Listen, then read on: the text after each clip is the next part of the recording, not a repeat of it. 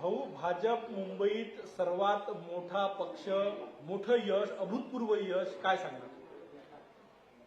मुंबईसह महाराष्ट्रामध्ये भारतीय जनता पक्षाला आणि आमच्या महायुतीला जनतेने अभूतपूर्व असा कौल दिलेला आहे.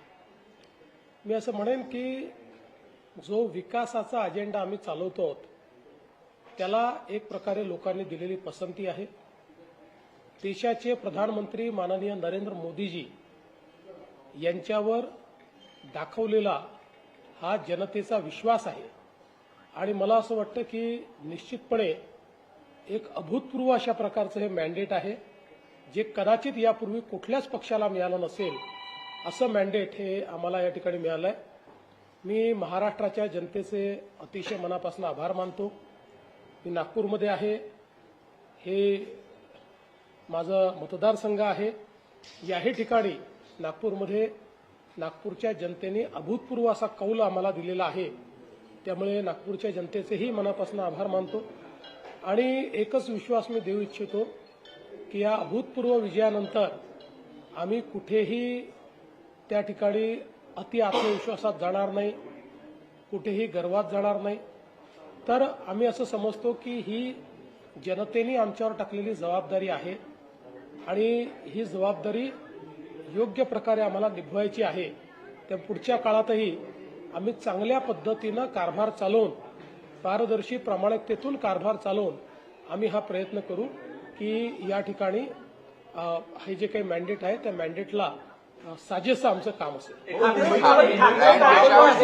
महापौर कोण होईल यावर चर्चा होती. मराठी होईल, हिंदू होईल, कोण होईल? आता कोण कल्याण डोंबिवली? त्या मुंबईच्या महापौराच्या चर्चेला पूर्ण विराम आहे, कारण महायुतीचं बहुमत आलं आहे. महायुतीने पहिल्यांदाच स्पष्ट केलेलं आहे महापौर महायुतीचा, महापौर मराठी, महापौर हिंदू. ठाकरे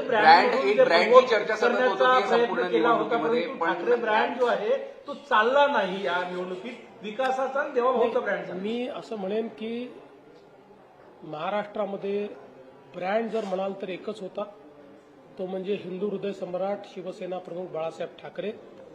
इतर कोणीही आपल्याला ब्रँड समजणं हे अतिशय अयोग्य आहे. तशा पद्धतीने कोणीही समजू नये असं माझं मत आहे. मी असं म्हणेन की आमच्या विकासाच्या अजेंड्याला मुंबईकरांनी साथ दिलेली आहे. 29 ठिकाणी काय वाटतं तुम्हाला? 29 ठिकाणी महानगरपालिकेच्या निवडणुका होत्या, ज्या पद्धतीनं आता आकडेवारी आहे, समाधानी तुम्ही आहात? नाही, मी पहिल्यांदाच सांगितलं होतं 26 ते 27 ठिकाणी आम्ही असू.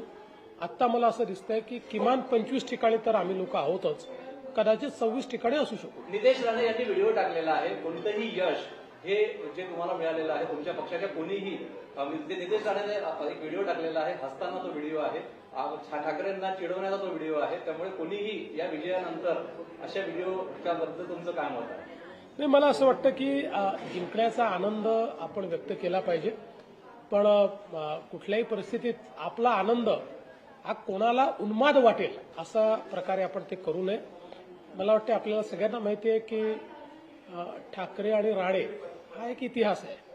त्याच्यामुळे कधी कधी काही गोष्टी जेव्हा अभिव्यक्त होतात तर त्याला एक पार्श्वभूमी असते, ती पार्श्वभूमी त्याला आहे. पण मला असं वाटतं की विजयाचा उन्माद कोणीच करू नये. मी मगाशी देखील आमच्या सगळ्या कार्यकर्त्यांना आव्हान केलेलं आहे की इतका सुंदर विजय मिळालेला आहे, याचा आनंद जरूर मानवा, पण त्याचा उन्माद करू नका. हिंदू हृदय सम्राट बाळासाहेब ठाकरे यांच्या ब्रँडचा उल्लेख केला, काहींनी त्या ब्रँडची दगा केली आणि तो आज रिझल्ट समोर आला आहे. निश्चितच मी असं म्हणतो की जर बाळासाहेबांच्या विचारांची प्रतारणा केली नसती तर ही अवस्था कधीच आली नसती. विजयाचं श्रेय कुणाला देता तुम्ही? बघा, विजयाचं जे श्रेय आहे ते महाराष्ट्राच्या जनतेला आहे.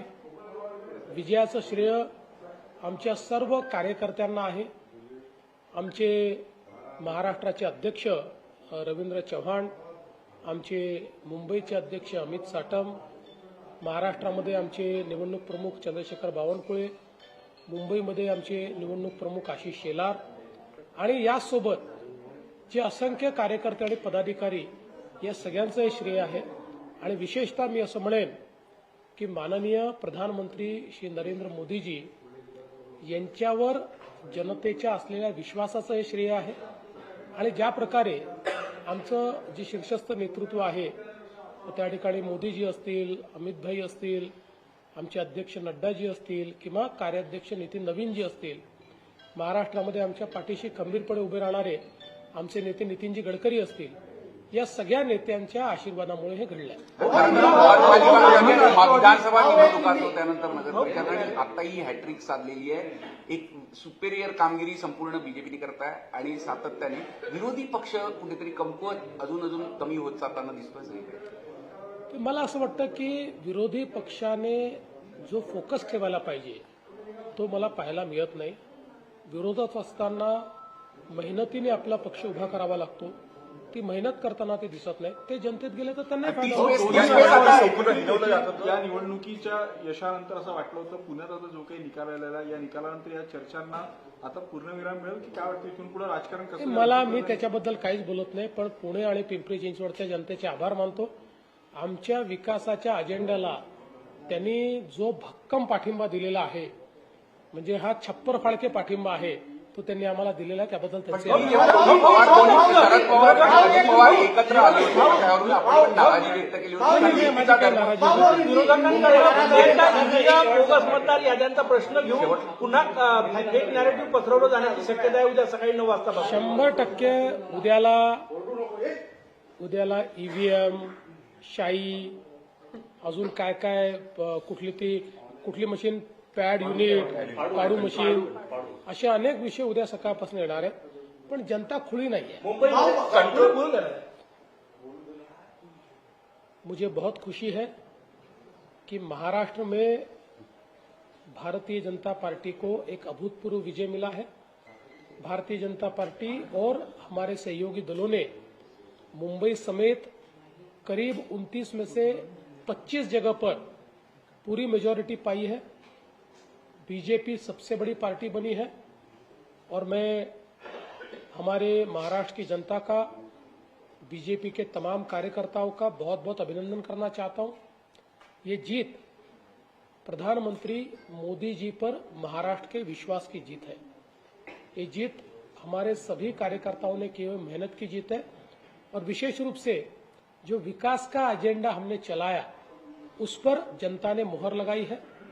मैं हमारे शीर्षस्थ नेता मोदी जी, हमारे अमित भाई, हमारे नड्डा जी, नितिन नवीन जी, महाराष्ट्र में हमारे साथ खड़े बड़ी ताकत के साथ ऐसे नितिन जी गडकरी, इन सभी को बहुत बहुत धन्यवाद देता हूं.